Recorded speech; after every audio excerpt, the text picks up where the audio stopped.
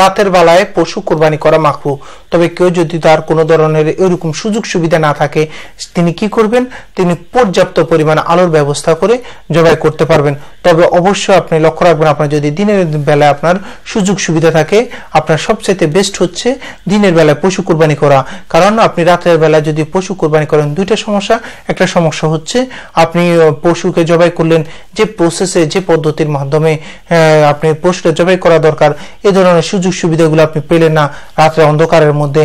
আর 2 number হচ্ছে আপনি এই মাংসগুলা যে গরিব অসহায় ব্যক্তিদের কাছে আপনি সার্ভ করবেন, নিয়ে যাবেন, ওইরকম রাত্রের বেলা আপনি ওই সুযোগটাও পাচ্ছেন না। যার কারণে আপনি কোরবানিটা করে আপনি শুধু মাংসগুলা নিজের ফ্রিজে ঢুকানো ছাড়া আর কোনো কাজই হবে না।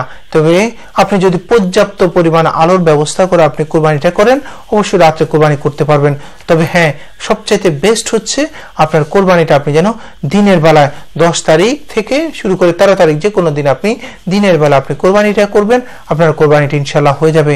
তবে রাতের বেলা আপনি যদি করতেই হয়, এতটা আপনার যদি প্রয়োজন হয়ে যায়, পর্যাপ্ত পরিমাণ আলো এবং পর্যাপ্ত নিয়মাবলী আপনি অনুসরণ করে আপনি কোরবানিটা করবেন, ইনশাল্লাহ আল্লাহ আপনার কোরবানিটা কবুল করবেন ইনশাআল্লাহ।